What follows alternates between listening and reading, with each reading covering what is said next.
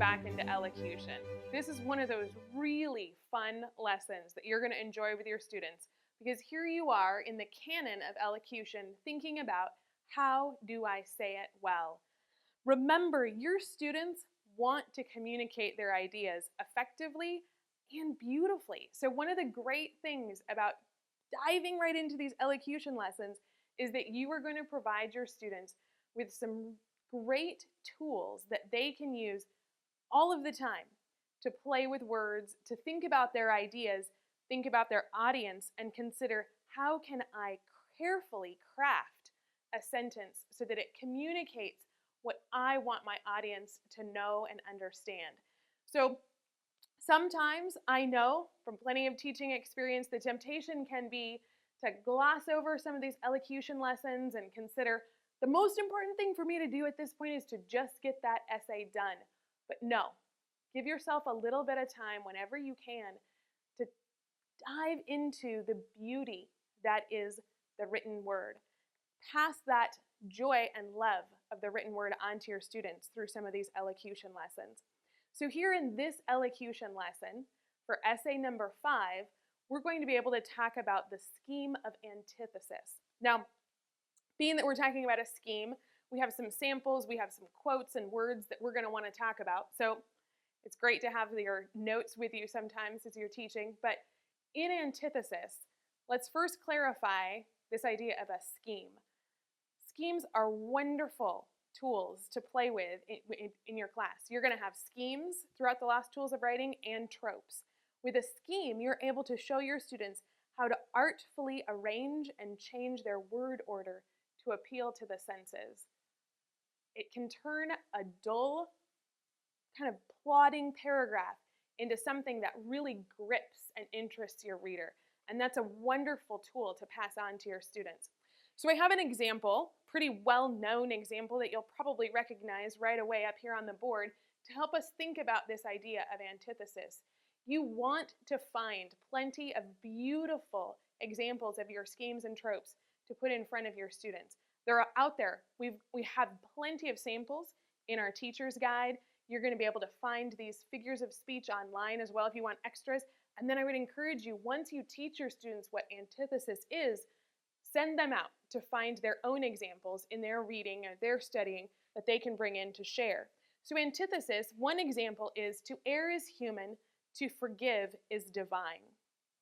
Another example would be the quote, "He is no fool who gives what he cannot keep to gain that which he cannot lose." So what do we have going on here in this scheme? A couple of things that are really important.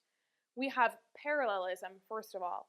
The great thing is that you and your students have already practiced and played with this idea of parallelism for 2 different lessons, so your students should be pretty confident by now in how to write something with parallel form. That's going to make the lesson on antithesis much simpler, because we do have a parallel structure. To err is human, to forgive is divine. We have this pattern with the parts of speech that is clearly repeated with both of these halves of our antithesis. To err is human, to forgive is divine. So we have our structure that we've clarified, but we have something else very specific happening in antithesis. We have a contrast, don't we? We have to err and to forgive being beautifully contrasted, and we have the human and the divine. So your students want to see plenty of examples of the parallel structure with the contrast so that they remember both of those key ideas in antithesis. After you're able to enjoy the words and the phrases in your antithesis samples, you're going to move to teaching your students how to practice this themselves. I can't stress enough, through the lessons on elocution, please spend some time first understanding and appreciating the scheme or trope, and then move on to helping your students practice that, breaking it down into some steps that they can confidently use. As you can tell, we're not pumping out phrases like "to err is human" and "to forgive is divine" on a regular basis. They do take some work. They take quite a little bit of practice. This is one of the best ways to practice the artistry of writing. So start with some concrete steps that your students can take to practice this idea of antithesis themselves. So what we're going to help them do is break this down into something they can work with right now. If we were to take our friend Edmund, he's our actor, right? And in our writing and with our students, we think, let's write some antithesis for Edmund. If we just give our students that directive, it's a little bit overwhelming. How do I write something using antithesis about Edmund? A really great way to do that is to just spend a moment thinking about what might you want to say about Edmund. And so you can think about something he did, something that he's known for, his actions or his qualities. Well, we know that Edmund was deceitful, right? So, and we even talk about in our proofs that he was acting in secret. So we know this about Edmund, and maybe that's an idea that we really want to emphasize. So we could just play with this idea that Edmund was secretive and deceitful. Maybe we want to expand that a little bit because we're having fun with our words. What would be a contrast to being secretive and deceitful? Well, he could have, in contrast to being deceitful and secretive, he could have been open and honest, right? So now we have a subject for our antithesis. We have some sort of quality or action that we want to emphasize with antithesis, but we've taken just a moment to think about the contrast. We have the one idea, we have our contrast.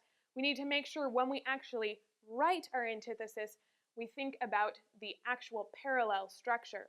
And by thinking about it in these key words, your students are going to have parts of speech that they're more readily able to play with.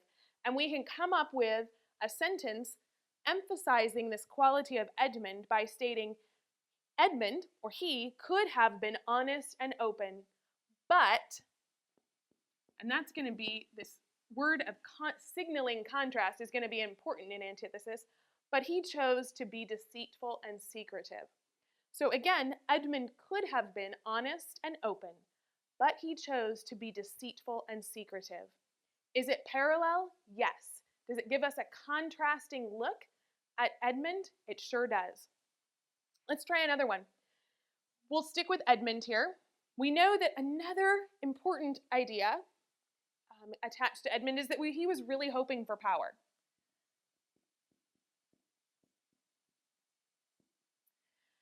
And as a writer, that might be something I really want to emphasize. So I think, okay, I'm still talking about Edmund. I recognize he has this longing, a hope for power. But that's not really what happened. What would be a contrast to that? Instead of this hope for power, he settled, didn't he? And he didn't settle for anything concrete. He was settling for promises.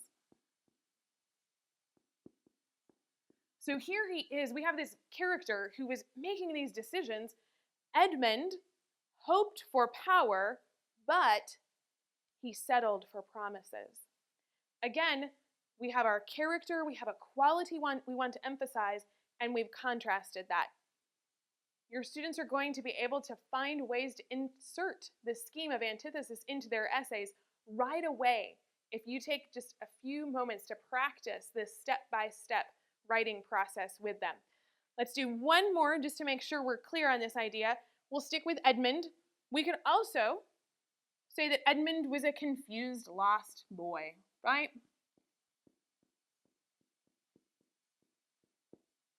And again, we're just noting some qualities or characteristics about him.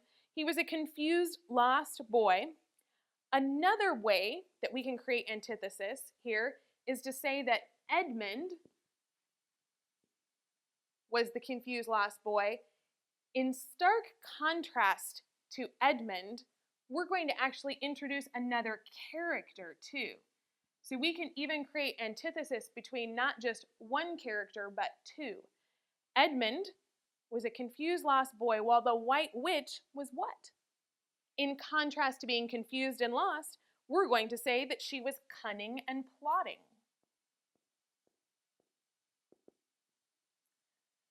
So now we've expanded our idea of antithesis beyond one character, and we're able to tell our, insert into our essay this idea that Edmund was a confused lost boy, while the White Witch was a cunning, plotting ruler. So again, we're sticking with this form of parallel structure, but we're using contrasting ideas, and it can be about one character, it can be about several, it can be about different places. There's so many different directions that you can go with antithesis. And as you start playing with this idea of equality and its contrast, you're going to see how fun this is to work with your students. They're going to take these ideas of antithesis that they practice together with you. Hopefully they're going to come up with several different examples so that when they, in turn, start to write essay number 5, they're going to have these beautifully crafted sentences that they can include in this essay so that it's growing and growing, not just in content, but in beauty. That's an important part of the elocution canon. Don't forget it, and your essays will be changed throughout each lesson.